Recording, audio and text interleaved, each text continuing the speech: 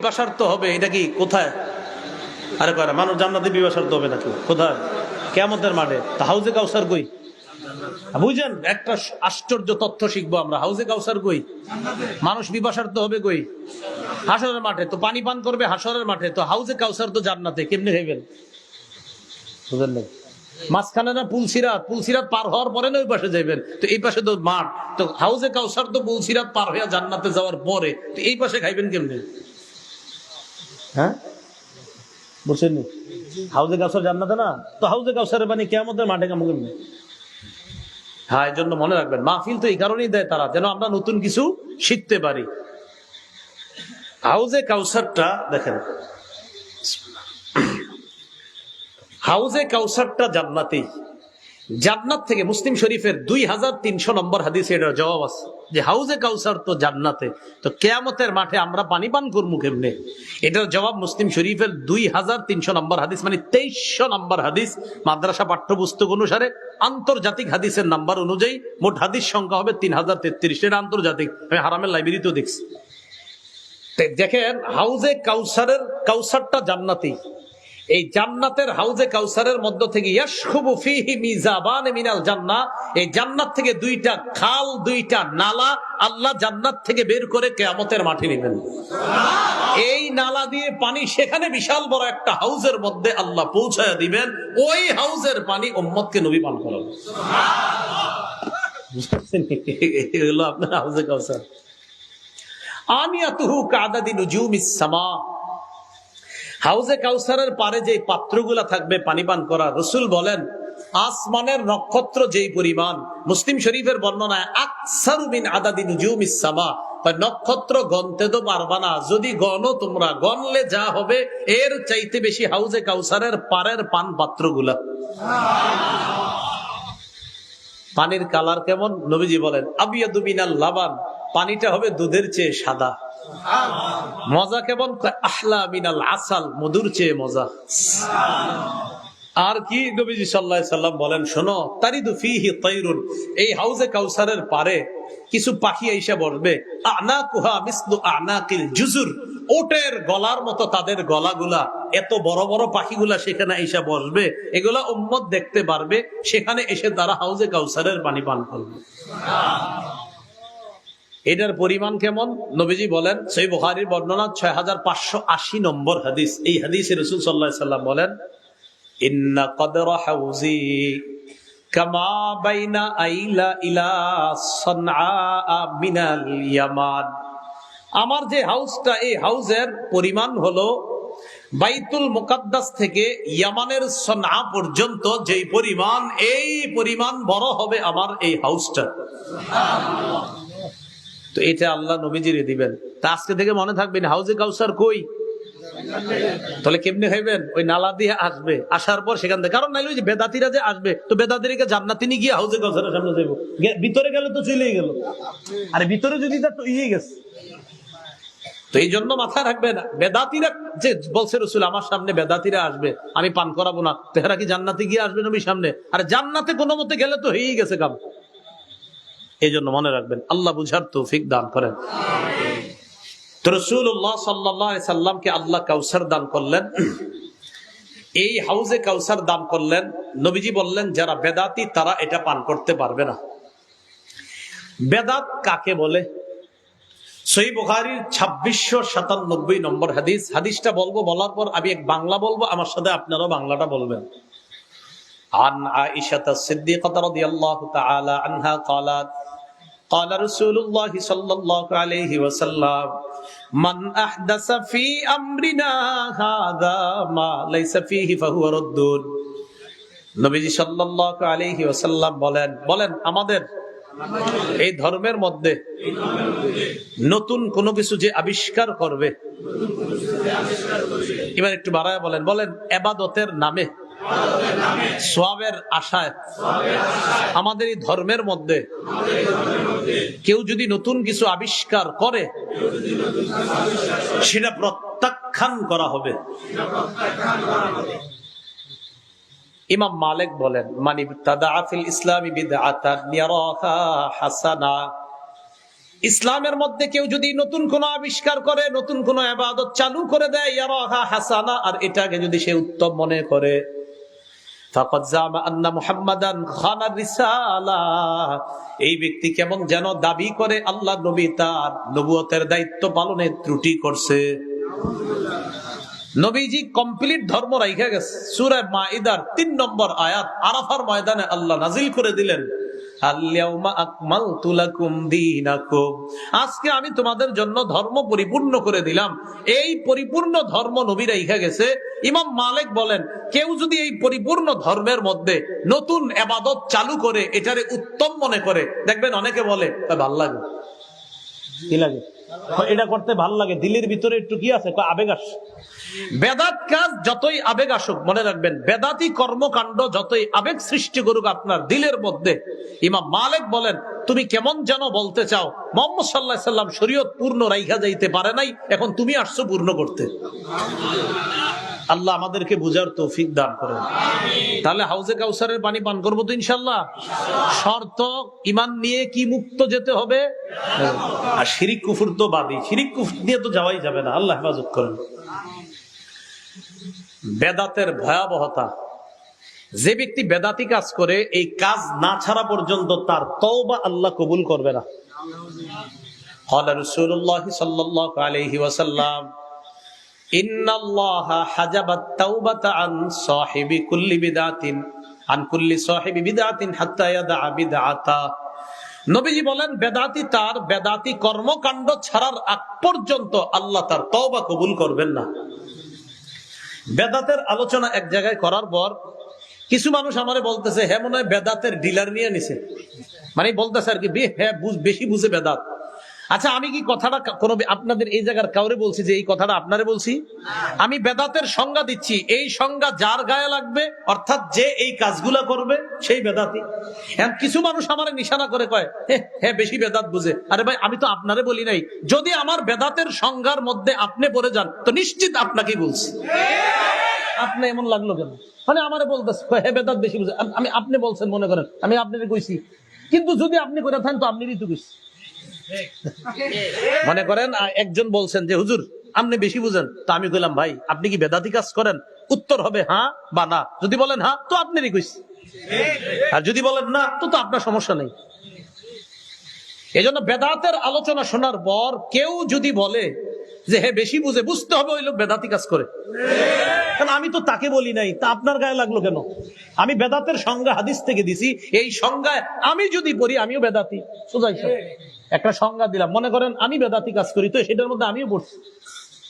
আল্লাহ বুঝার তৌফিক দান করেন।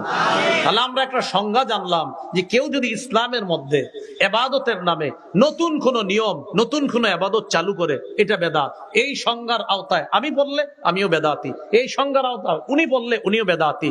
আর আপনি যদি রাগ হন, আপনার ক্ষেত্রে প্রশ্ন দুইটা, ভাইয়া আপনি কি এই বেদাতি কাজ করেন? উত্তর হবে হ্যাঁ অথবা না। যদি বলেন হ্যাঁ তো ওয়াজ আপনাকেই করছি, যদি বলেন না তাহলে আপনার গায়ে এটা লাগার কথা না। এরপরেও মানুষ ঝগড়া করতে চায় গায়ে পড়ে। আল্লাহ বুঝার তৌফিক দান করেন। আপনারা আমার জন্য দোয়া করবেন। আমি কখনো কাউকে হিট করে কিছু বলি না, আমি শুধু কোরআন সুন্নাহর সংজ্ঞা বলি। এটা যদি কারো গায়ে লাগে সেটা তো সে অপরাধীর গায়ে লাগবে। রাসূলুল্লাহ সাল্লাল্লাহু আলাইহি সাল্লাম বললেন, বেদাতি কর্ম ওই বেদাতি লোক না ছাড়লে তার তওবা আল্লাহ কবুল করবে না। আচ্ছা, আমি এই কথাটা বললাম, তো এরপরে আপনি বললেন যে আপনি কইলে কোন আমি বেদাতি কাজ করবো। ভাই আপনি করলে তো আমার ক্ষতি হবে না, আমি তো শুধু বললাম আপনি ছেড়ে দিলে উপকার আপনারও হবে। আমি চাই আমরা সবাই এক জান্নাতে দেখা করি। বেদাতের ভয়াবহতা নাম্বার 2, যেই ব্যক্তি বেদাতি কাজ করবে অথবা কোন বেদাতিকে আশ্রয় দিবে, মনে করেন আমি কোন বেদাতি কাজ করছি অথবা আমি কোন বেদাতিকে আশ্রয় দিছি, আমার উপর আল্লাহর অভিশাপ, ফেরেশতাদের অভিশাপ হবে, সমস্ত মানুষের অভিশাপ হবে যদি আমি কোন বেদাতি কাজ করি অথবা কোন বেদাতিকে আশ্রয় দিই বেদাত সাপ্লাই দেওয়ার জন্য। দলিল খুব ভালো করে মন দিয়ে শুনবেন। সহিহ বুখারী 3172 3172 নম্বর হাদিস। قال رسول الله صلى الله عليه وسلم من أحدث حدثا أو آوى فيها محدثا فعليه لعنة الله والملائكة والناس أجمعين. আল্লাহ নবী বলেন, কোন ব্যক্তি যদি বেদাতি কর্মকাণ্ড করে অথবা কোন বেদাতিকে আশ্রয় দেয়, তার উপর আল্লাহর অভিশাপ, ফেরেশতাদের অভিশাপ, সকল মানুষের অভিশাপ। হাতে পায়ে ধরে বলি, ভাইয়ারা বেদাতি কাজ করেন না, ওলামায়ে কেরামের কাছে জানেন, তাদের কাছে বেশি বেশি যান, চেষ্টা করেন জানার যে হুজুর বেদাতি কাজ কি, আমগরে একটু শিখান। অনেক আলেমরা আপনাদের এলাকায় বিভিন্ন মানুষের কারণে এগুলা বলে না, তার কাছে পার্সোনাল গিয়ে জানেন যে হুজুর আসলে কি, একটু বুঝাই দেন না, আমিও তো হাউজে কাউসারের পানি পান করতে চাই। আপনি 50 বছর বাঁচবেন, অথবা 55, অথবা 60 বছর, অথবা 65 বছর, আল্লাহর কসম বিশ্বাস করেন, একটা কথাও আমি হিংসাত্মক ভাবে কাউকে বলি না। আমার শুধু একটাই উদ্দেশ্য, মৃত্যুর পর আমি, আপনি, আমরা সবাই যেন জান্নাতি হই। তো কেন আপনি বেদাতি কাজ করবেন? জেনে শুনে দেখেন রাসূল কি বলছে, আল্লাহর অভিশাপ, ফেরেশতাদের অভিশাপ, সকল মানুষের অভিশাপ। এই জন্য আমাদের মাঝে এরকম অনেক কাজ আমরা করি, যে কাজগুলো যে বেদাতি হয়ে যাচ্ছে, এটা আমি, আপনি, আমরা অনেকে জানি না। আল্লাহ হেফাজত করেন। বেদাতের 3 নাম্বার ভয়াবহতা, বেদাতির একদম পরিণতি জাহান্নাম। নাউজুবিল্লাহ। আবু দাউদ শরীফের 4607 নম্বর হাদিস আর নাসাই শরীফের 1578 নম্বর হাদিস, এই 2 হাদিস মিলায়া লম্বা একটা হাদিস। ক্বালা রাসূলুল্লাহ সাল্লাল্লাহু আলাইহি ওয়াসাল্লাম, নবীজি বলেন, আমার পরে দুনিয়াতে যারা বসবাস করবা, সায়ারা ইখতিলাফান কাসীরা, তারা অনেক মতভেদ দেখতে পারবা। আপনারা বয়ান শোনার পর অনেকে বলেন, এক হুজুর কয় একটা, আরেক হুজুর কয় আরেকটা, বলেননি? বলেন। আল্লাহ নবী কয়, আমার পর দুনিয়াতে যারা থাকবা, তোমরা প্রচুর মতভেদ দেখতে পারবা। তখন তোমরা কি করবা? আলাইকুম বিসুন্নতি ওয়া সুন্নাতিল খুলাফাইর রাশিদিন আল মাহদিয়িন, তখন আমার সুন্নত আর আমার হেদায়েত প্রাপ্ত খোলাফায়ে রাশেদা সাহাবাদের সুন্নত আঁকড়ে ধরবা। তো সমাধান তো হয়ে গেছে।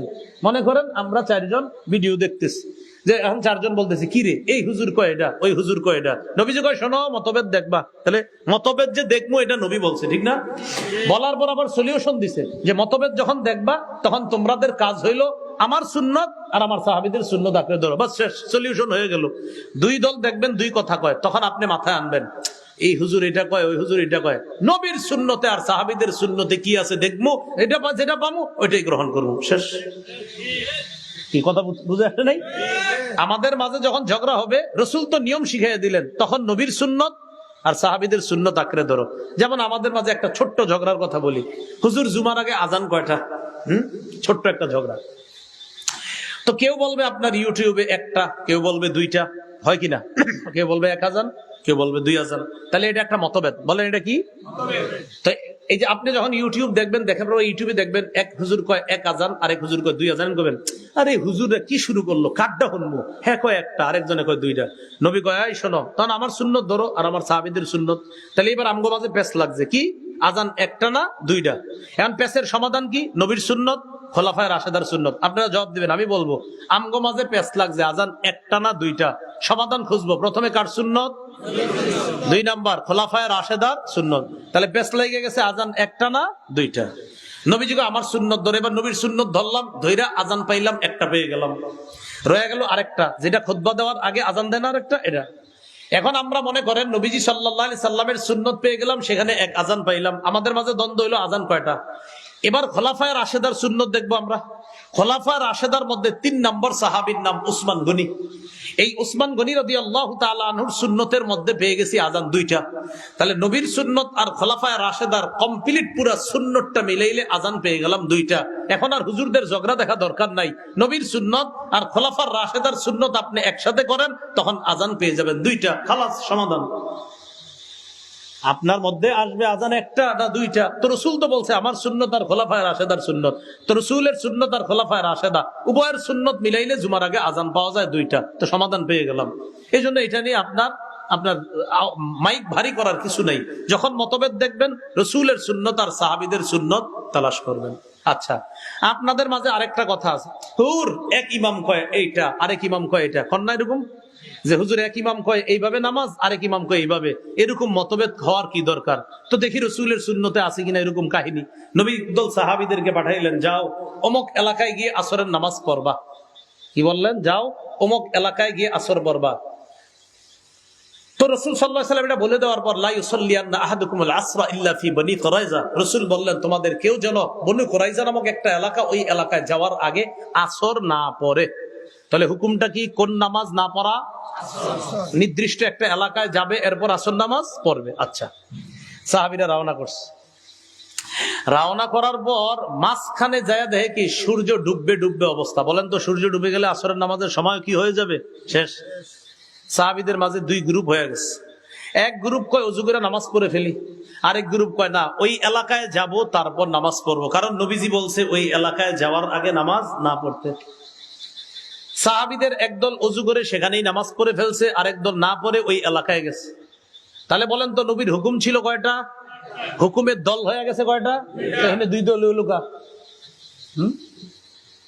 ওই জায়গায় দুই দল হইলো। ওই যে আপনারা কন হুজুর দুই ইমাম দুই মত দেখা, তো সাহাবীদের দুই মত হইলো কা? হ্যাঁ, সাহাবীদের মত হইছে কয়টা? হুকুম ছিল কয়টা? এক হুকুমে মত কয়টা? দুইটা। রাসূলের কাছে আসছে, আসার পর কয় হুজুর একটা ঘটনা ঘটছে। কয় কি? আমরা একদল মাঝখানে নামাজ পড়ছি, আরেক দল তো এলাকায় গেছি আপনার হুকুম অনুযায়ী। রাসূল লাম ইউআন্নিফ আহাদা, কাউকে তিরস্কার করলেন না।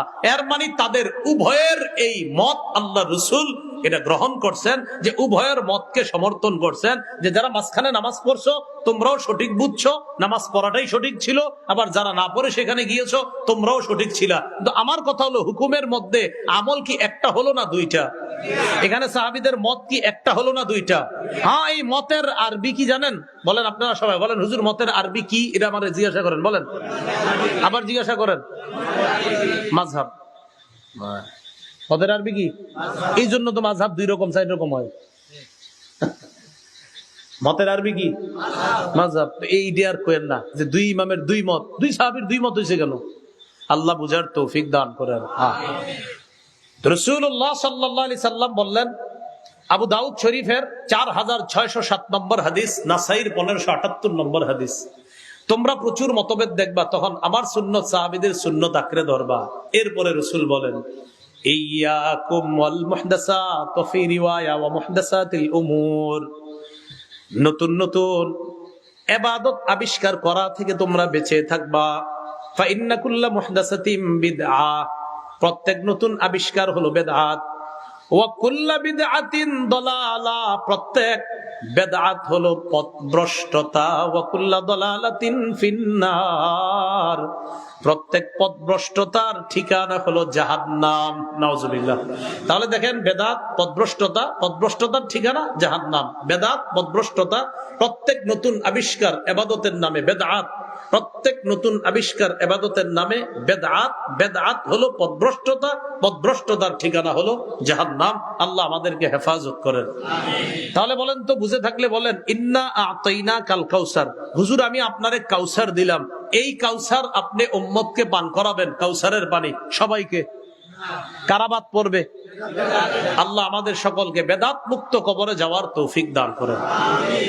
2 নম্বর আয়াতে আল্লাহ বলছেন ফাসাল্লি লিরাব্বিকা ওয়ানহার, আপনি আপনার রবের জন্য নামাজ পড়েন। ওয়ানহার, কুরবানি করেন রবের জন্য। আপনি আপনার রবের জন্য নামাজ পড়েন, ওয়ানহার, রবের জন্য কুরবানি করেন। রবের জন্য নামাজ পড়েন, রবের জন্য কি করেন? কুরবানি।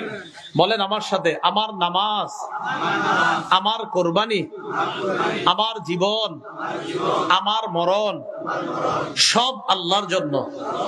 এইটা আল্লাহ আমাদেরকে শিখিয়ে দিচ্ছে। কুল ইন্না সালাতি ওয়া নুসুকি ওয়া মাহইয়ায়া ওয়া মামাতি লিল্লাহি রাব্বিল আলামিন। নবী আপনি বলেন ইন্না সালাতি, আমার নামাজ, ওয়া নুসুকি, আমার কুরবানি, ওয়া মাহইয়ায়া, আমার জীবন, ওয়া মামাতি, আমার মরণ, লিল্লাহি রাব্বিল আলামিন, বিশ্ব জগতের রব আল্লাহর জন্য। তো নবীকে আল্লাহ বলতেছে ফাসাল্লি, আপনি নামাজ পড়েন, লিরাব্বিকা, আপনার রবের জন্য, ওয়ানহার, রবের জন্য কুরবানি করেন। এখান থেকে ইঙ্গিত হলো ইবাদত জীবনে যা করব সব আল্লাহর জন্য। বলেন কার জন্য? বলেন ইবাদতে বড় শিরিক, ছোট শিরিক, কোন ধরনের শিরিক করব না। শিরিক প্রথমত 2 প্রকার, একটা হলো বড় শিরিক আর একটা ছোট শিরিক। বড় শিরিক আবার 3 প্রকার। 1 নাম্বার শিরকুল ইতিকাদ, বিশ্বাসগত শিরিক। 2 নাম্বার শিরকুল আকওয়াল, কথার শিরিক। 3 নাম্বার শিরকুল আমাল, কর্মগত শিরিক। শিরকুল ইতিকাদ, বিশ্বাসগত শিরিক কোনটা? আপনি এই বিশ্বাস করা আল্লাহ আমারে ছেলে দেওয়ার ক্ষমতা রাখে, আল্লাহ আমারে মেয়ে দেওয়ার ক্ষমতা রাখে, আল্লাহ আমারে ছেলে মেয়ে উভয়টা দিতে পারে, আল্লাহ আমারে চাইলে ছেলেও দিবে না মেয়েও দিবে না, এই বিশ্বাস আপনার। পাশাপাশি এই বিশ্বাস হুজুরও দিতে পারে। রাগ করেন না হুজুর, হ্যাঁ? তো এরকম যদি বিশ্বাস করেন, এটা শিরকুল ইতিকাদ। বলেন আমাদের বিশ্বাস ছেলে হোক মেয়ে হোক, ছেলে দেখ না দেখ, একমাত্র আমাদের বিশ্বাস ক্ষমতা কার? এই বিশ্বাসে অন্য কোনো মানুষকে না ঢুকানো, এটা শিরকুল ইতিকাদ। 2 নাম্বার শিরকুল আকওয়াল, কথার শিরিক। কথার শিরিক কোনটা? এই তারকা আমারে এই উন্নতি করতে পারে, আল্লাহও কিছু ভালো কিছু করবে, তারকাও ভালো কিছু করবে, মানে আল্লাহর ভালো বলতেছেন, আবার এইগুলা তারকা ইত্যাদি মুখ দিয়ে বলতেছেন। এই যে তারকা, গাছ, হ্যাঁ সূর্য কিছু করতে পারে আমাকে, এই জাতীয় আপনি কিছু চিন্তা করলেন। সূর্য ততক্ষণ কাজ করবে যতক্ষণ আল্লাহর হুকুম থাকবে, চন্দ্র ততক্ষণ কাজ করবে যতক্ষণ আল্লাহর হুকুম থাকবে, এটা আমাদের বিশ্বাস। সূর্য নিজস্ব শক্তিতে কিছু করতে পারবে না, এটা আমাদের বিশ্বাস। আল্লাহ শক্তি দিলে সূর্য করতে পারে। তো এই যে কথাবার্তা, এগুলা বলতে সাবধানে বললেন। যেমন একটু মন দিয়ে শুনেন, কাঁথার নিচে শুয়ে শুয়ে আল্লাহ আল্লাহ আল্লাহ, কি হয়েছে ভাই? জ্বর। যে আপনার জ্বর ভালো হয়ে গেছে, তো হুজুরের সামনে আইসেন, জিজ্ঞাসা করছে কি ও মাশাআল্লাহ তুমি সুস্থ এখন? কহ নাপা খাইছিলাম। এতদিন কম্বলের নিচে কারে ডাকলেন আর আইসাই কইতেছেন নাপা? হ্যাঁ, একটু সুন্দর মতো বললেই তো পারতেন, আল্লাহর নাম নিয়া একটা নাপা খেয়েছিলাম, আলহামদুলিল্লাহ সুস্থ হয়েছি, বাস হয়ে গেল। কথা সুন্দরটা না কয়ে আপনি কিভাবে বললেন? আমরা দুইজন একই অসুস্থতায় অসুস্থ হলাম, ডাক্তার প্রেসক্রিপশনে বললেন দোনোজনের রোগ এক, একই ওষুধ দিছে, তাকেও নাপা দিছে আমারেও নাপা দিছে, দোনোজন খেয়েছি, তিনি সুস্থ হন নাই আমি হয়েছি, তো কেন আমার আপনার মাথায় ঢুকে না তার সুস্থ না হওয়াটা এটা এখনো আল্লাহর হুকুম, আর আমার সুস্থ হওয়াটা ওই নাপায় এটা আল্লাহর হুকুম?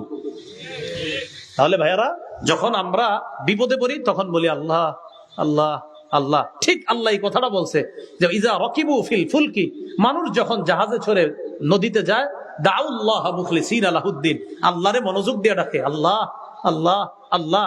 নদীর মাঝখানে বিপদে বললে আল্লাহরে ডাকে। ফালাম্মা নাজ্জাহুম ইলাল বার, যেই আল্লাহ সমুদ্র থেকে নদী থেকে বান্দারে স্থলে নিয়ে আসে নদীর কিনারায়, মানুষ জিগায় কিও কেমনে বাঁচলা?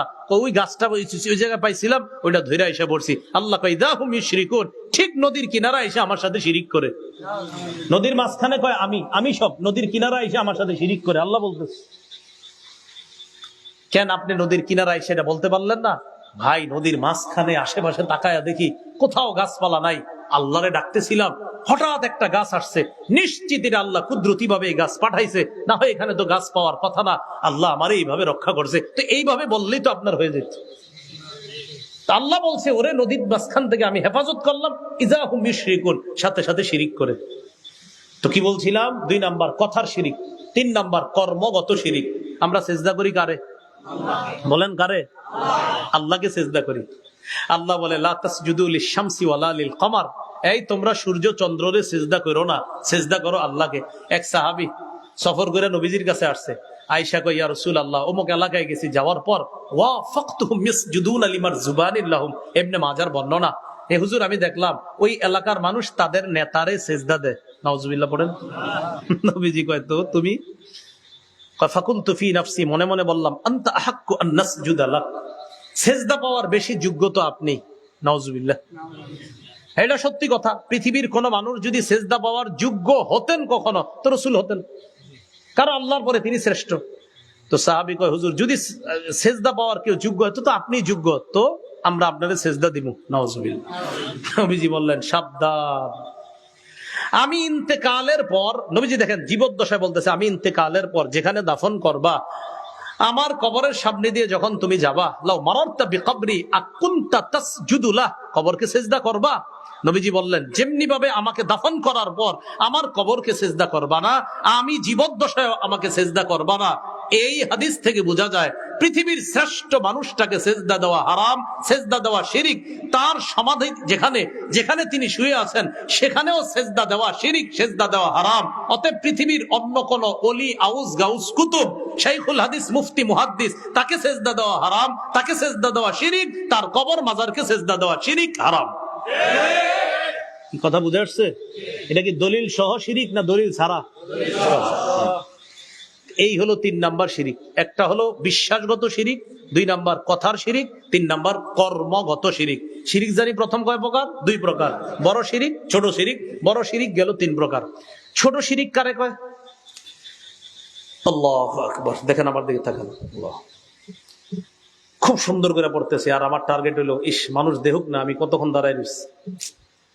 রুকুতে গেছে, আচ্ছা উঠি না, না আরেকটু দেখুক, আরে দেখে না। এই 2 জনে প্রতিদিন একসাথে হাঁটি, হুজুরে আর আমি হাঁটি একসাথে ডেলি।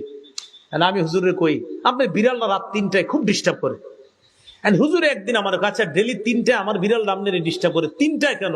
3:30 বা 2:30 হয় না কেন? তো আমি হুজুরে কইলাম, আরে ওই 3টায় যে আমি তাহাজ্জুদ পড়তে উঠি তখন ডিস্টার্বটা করে। মানে আমার উদ্দেশ্য হলো হে আমারে একদিন জিগাইবো যে 3টায় আপনি করেন কি, তখন আমি কোনো তাহাজ্জুদ পড়ি। বুঝছেননি কথাটা? আচ্ছা এবার হাদিস শুনুন। রাসূলুল্লাহ সাল্লাল্লাহু আলাইহি সাল্লাম বলেন, ইন্না আখওয়াফা মা আখাফু আলাইকুম, আমি পৃথিবী থেকে বিদায় নেওয়ার পর তোমাদের ব্যাপারে সবচেয়ে বেশি ভয় করি আশিরকুল আসগর, ছোট শিরিক। সাহাবীরা কয় আমার শিরকুল আসগর, হুজুর ছোট শিরিক আবার কি? নবীজি বললেন আর শিরকুল খফি, গোপন শিরিক। হুজুর এটা কি? নবীজি বললেন আর রিয়া, লোক দেখানো ইবাদত করা, এটা হলো ছোট শিরিক। তাহলে বলেন তো বড় শিরিক কয় প্রকার? 3। আর ছোট শিরিক কোনটা? লোক দেখানো কি করা? ইবাদত। আমরা লোক দেখানো ইবাদত করব না। হ্যাঁ, পাশাপাশি একটা মাসালা জেনে নিই। আল্লাহু আকবার, আমি নামাজ পড়তেছি, আমি কারো প্রশংসা উদ্দেশ্যে নামাজ পড়ি না, কারো প্রশংসা কুরানোর জন্য নামাজ পড়ি না, কিন্তু এরপরেও কেউ আমার প্রশংসা করে ফেলছে, মাশাআল্লাহ আপনার নামাজ তো সুন্দর। এক সাহাবী নবীজির বললেন, হুজুর কেউ যদি আমল করে তার আমলের প্রশংসা অন্য কেউ করে, কিন্তু সে যদি প্রশংসা না চাওয়ার পরেও করে, নবীজি বললেন তিলকা আজিলু বুশরাল মুমিন, এটা মুমিনের জন্য দুনিয়াতে নগদ সুসংবাদ। তাহলে বিষয়টা কি? আমি প্রশংসা চাই নাই তাও করছেন, এটা আমার জন্য নগদ সুসংবাদ। আরেকটা হলো আমি প্রশংসা চাইতেছি, এটা রিয়া। ভাই বুঝছেন নি? আবার ঠান্ডা মাথায় বুঝাই, আমি ইবাদত করতেছি, প্রশংসা কুরানো উদ্দেশ্য, এটা রিয়া। আমি ইবাদত করতেছি, প্রশংসা কুরানো উদ্দেশ্য না, কিন্তু এরপরেও মানুষ প্রশংসা করে ফেলে। নবীজির সাহাবী বললেন, হুজুর প্রশংসা কুরানো উদ্দেশ্য না, তারপরেও যদি প্রশংসা করে, নবীজি বলে এটা তো তোমার জন্য আল্লাহর পক্ষ থেকে দুনিয়াতে নগদ সুসংবাদ, আর আখিরাতে তো আছেই। তাহলে পার্থক্যটা বুঝে আসছে না? একটা হলো প্রশংসা পাওয়ার উদ্দেশ্যে ইবাদত করলে শিরিক, মানে ওই যে ছোট শিরিক। আরেকটা হলো প্রশংসা পাওয়ার উদ্দেশ্যে করি নাই, কিন্তু মানুষ প্রশংসা করে, এটা হলো দুনিয়াতে সুসংবাদ। মনে থাকবে ইনশাআল্লাহ। এটা ফাসাল্লি লি রাব্বিকা ওয়ানহার, ফাসাল্লি আপনি নামাজ পড়েন, লি রাব্বিকা শুধু রবের জন্য, ওয়ানহার কুরবানি করেন শুধু রবের জন্য। তাহলে এই আমলগুলো তো আমাদেরও। আমরা নামাজ পড়বো কার জন্য? কুরবানি করবো কার জন্য? 3 ইন্না শানি আকা হুয়াল আবতার। আল্লাহ বলেন আপনার সমালোচনা যারা করে, আপনারে লেসকাটা কয়, ওরে জানায়া দেয় হুয়াল আবতার, ওই লেসকাটা। আপনি বলে দেন ওই নির্বংশ, আপনারে যে নির্বংশ বলে। কারণ এইগুলা পৃথিবী থেকে বিদায় নেওয়ার পর কেউ এদেরকে প্রশংসার সাথে স্মরণ করবে না, এগুলারে মনেও রাখবে না। কিন্তু আপনার ছেলে নাই তো কি হয়েছে, কিয়ামত পর্যন্ত ইমানদার বেঈমান সবাই আপনার নাম স্মরণ করবে। নবীর নাম তো আল্লাহ, ওয়ারফা'না লাকা যিকরাক, আমি আপনার নাম উঁচু করে। ইমানদার বেঈমানরা আমার নবীর চিনে মানে আমার নবীর জীবনী নিয়ে অলরেডি গবেষণা চালাবে বেঈমানরা। তাহলে রাসূলুল্লাহ সাল্লাল্লাহু আলাইহি সাল্লাম তার বংশ নাই, এটা কাফেররা বলছিল। আল্লাহ বলেন এটাই নির্বংশ, এদেরকে আমি নির্বংশ করব। কিন্তু আপনার রুহানি সন্তানরা পৃথিবীতে আপনার নাম এমন ভাবে উঁচু করবে যে আপনার বংশ পরবর্তী দরকার নাই, আপনার নাম আপনার পৃথিবীর মুমিন উম্মতরা সারা পৃথিবীর মধ্যে এটা আলোকিত করে রাখবে। তা আমাদের নবীর নাম কি আমরা সম্মানের সাথে এখনো আছে না? আরে আমাদের নবীর নামটা এখনো আছে। আমাদের নবীর নামটাই তো একটা সৌন্দর্যতা, এটার রৌনক বাড়তে থাকবে, এটার আলো বাড়তে থাকবে। নবীজি কেমন সুন্দর, আল্লাহ যেমন সুন্দর করে বানিয়েছেন তেমন সুন্দর। দেখি নাই তো, আল্লাহ সবাইরে স্বপ্নে দেখার তৌফিক দান। আল্লাহ আমাদের সকলকে সূরা কাউসারের যে কথাগুলা, তাহলে 1 নাম্বার কাউসার পান করবে কারা? বলেন বেদাত মুক্ত যারা। কাউসার পান, বেদাত মুক্ত ইমানদার যারা। কাউসার পান করবে কারা? 2 নাম্বার আমার নামাজ কোরবানি কার জন্য? 3 নাম্বার আর নবীর বংশ যে বলছে নির্বংশ হয়ে যাবে, হ্যাঁ নবীর বংশ নির্বংশ হয়ে যাবে যারা বলছে, আসলে কি নবীর বংশ নির্বংশ না, নবীর নাম উঁচু হয়েছে, আরো উঁচু হয়েছে, হতেই থাকবে, চলতেই থাকবে। আলোচনা পৃথিবীর কোন দেশ বলবেন, প্রতিদিন কোনো না কোনো দেশে আমার নবীর আলোচনা হচ্ছে, প্রতিদিন হইতেছে। এই যে আজকে আপনাদের এখানে হয়েছে, এখন দেখেন বাংলাদেশের কোন মসজিদে হইতেছে, কোন এলাকায় হইতেছে, কোথাও না। আজকে জুমার নামাজের দিন সারা বাংলাদেশের কতটা মসজিদে জুমায়, প্রত্যেকটা মসজিদের খতিব একবার তো অন্তত বলছে যে মুহাম্মদ সাল্লাল্লাহু আলাইহি ওয়াসাল্লাম এটা বলছে। তাহলে আমার নবীর নাম আজকে যতজন খতিব জুমা পড়াইছে পুরা পৃথিবীতে সবাই বলছে, অন্তত একবার হইলেও বলছে। তো এই তো আল্লাহ কথাগুলা বোঝার তৌফিক দান করেন। দুইটা প্রশ্ন আসছে, মাইকে প্রশ্নের উত্তর আমি দেই না, কারণ দেওয়ার যোগ্যতা এখনো হয় নাই। এটার জন্য উলামায়ে কেরামদের কাছে জেনে নেবেন। জি, সুবহানাল্লাহি ওয়া বিহামদি, সুবহানাকা আল্লাহুম্মা ওয়া বিহামদিকা, আশহাদু আল্লা ইলাহা ইল্লা আনতা আস্তাগফিরুকা ওয়া আতুবু ইলাইক। কথা আছে? আচ্ছা আচ্ছা, বলুন।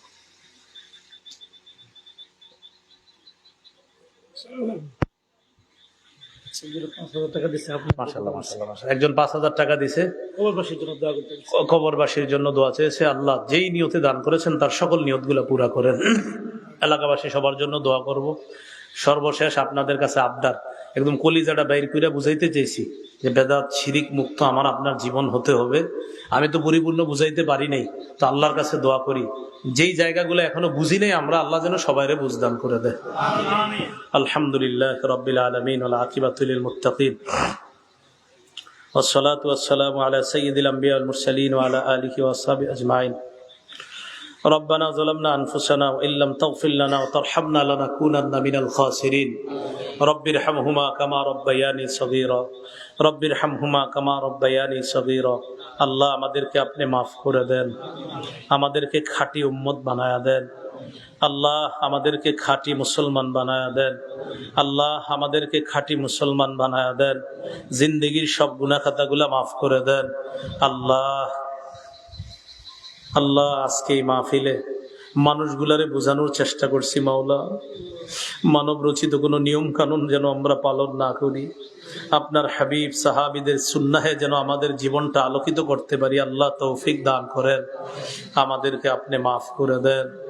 আমাদের মধ্যে যারা অসুস্থ সুস্থ বানায়া দেন, যারা ঋণী ঋণ পরিশোধের ব্যবস্থা করে দেন, যারা অভাবী অভাব দূর করে দেন। আল্লাহ কবরবাসীর রূহের মাগফিরাত কামনায় এক ভাই ৫,০০০ টাকা দান করছে মাওলা, তার আত্মীয় স্বজনের যারা কবরে আছে এবং এই এলাকার যারা কবরে আছে মাওলা, তাদের কবরগুলা জান্নাতের বাগান বানায়া দেন। আল্লাহ মানুষ যখন মারা যায় তখনই তো তার দুনিয়ার জীবনটা শেষ হয়ে যায়। আল্লাহ এই বুঝটা আমাদের সবাইকে দান করেন। কত ঝগড়া ঝাঁটির মধ্যে আমরা কাটায়া দেই। আল্লাহ কোরআন সুন্নাহর বিশুদ্ধ জ্ঞান যেন সবাই অর্জন করে নিজেদের জীবনটা সাজিয়ে কবরে যেতে পারি তৌফিক দান করেন। আল্লাহ কোরআন সুন্নাহ সঠিকভাবে বুঝে উপলব্ধি করে আমল করার তৌফিক দান করেন। আল্লাহ আজকে কথাগুলা বলেছি মাওলা, কোনো কথায় যদি আমার অ্যাটাকিং হয়ে যায় মাওলা আমারে মাফ করে দিয়েন। আল্লাহ কথাগুলা মুহাব্বতের সাথে সবাইরে বোঝানোর চেষ্টা করছি। আল্লাহ আল্লাহ মেহেরবানি করে আমাদের সব মুসলমানদেরকে আকীদার ক্ষেত্রে এক এবং নেক বানায়া দেন। আল্লাহ ঈমানের ক্ষেত্রে এক এবং নেক বানায়া দেন। বিশুদ্ধ আকীদায় সবাইরে এক কাতারে আসার তৌফিক দান করেন। এই এলাকার উলামা তুলাবা সুলাহা আইম্মায়ে মাসাজিদ মুহতামিমিনে মাদারিস সহ এলাকার সর্বস্তরের মুসলমানকে আল্লাহ আপনি উভয় জগতে জাযায়ে খায়ের দান করেন। এই বৃষ্টির মাঝে আল্লাহ তারা কত সুন্দর আয়োজন করেছিল মাওলা, আপনার ফয়সালা আমরা আল্লাহ সন্তুষ্ট চিত্তে গ্রহণ করেছি মাওলা। আমরা তো চাই একটা, কিন্তু আপনি যেটা চান আল্লাহ এটাই ঠিক মাওলা। আল্লাহ আপনি বৃষ্টি দিয়েছেন এটার মধ্যেই কল্যাণ, আপনি এইভাবে মানুষগুলাকে এখানে এসেছেন এটার মধ্যে নিঃসন্দেহে কল্যাণ মাওলা গো। আজকে যারা এখানে উপস্থিত হয়েছি মাওলা, অনেক কষ্ট করে তারা কাদার মধ্যে বসেছিল আল্লাহ। এই মানুষগুলার ব্যাপারে আপনার কাছে আমার একান্ত আবদার, আজকে আমি যাদের সামনে বসছি, যারা আমার সামনে বসছে আল্লাহ, কবে দুনিয়া থেকে কে বিদায় নিব জানা নাই, সবার সাথে আবার জান্নাতে দেখা করায়া দিয়েন আল্লাহ। এই আরজিটা আপনি কবুল করে নেন। যারা অসুস্থ সকলকে আপনি সুস্থ বানায়া দেন আল্লাহ। আমাদের দোয়া আপনি কবুল করেন আল্লাহ। আজকে যারা দান করেছে মাদ্রাসার জন্য তাদের দানকে আপনি কবুল করে নেন আল্লাহ। অর্থ শ্রম দিয়ে পরামর্শ দিয়ে যারা এই মাহফিলে শরিক হয়েছে মাওলা, তাদের সব ধরনের অর্থ, পরামর্শ, শ্রম, মেধাকে আপনি কবুল করে নেন। আল্লাহ, আগামীকালও মাহফিল হবে, আল্লাহ তারা যেন সুন্দরভাবে এই মাহফিলটা সমাপ্ত করতে পারে তৌফিক দান করেন। আল্লাহ, ভুল ভ্রান্তিগুলো আপনি মাফ করে দিয়েন, আমাদের দোয়া আপনি কবুল করেন। রব্বানা তাকাব্বাল মিন্না ইন্নাকা আনতাস সামিউল আলিম ওয়া তুব আলাইনা ইন্নাকা আনতাত তাওয়াবুর রহিম। আল্লাহুম্মা সাল্লি ওয়া সাল্লিম ওয়া বারিক আলা মুহাম্মাদ। সুবহানা রাব্বিকা রাব্বিল ইজ্জাতি আম্মা ইয়াসিফুন ওয়া সালামুন আলাল মুরসালিন। আলহামদুলিল্লাহি রাব্বিল আলামিন। আমিন। আসসালামু আলাইকুম ওয়া রাহমাতুল্লাহ।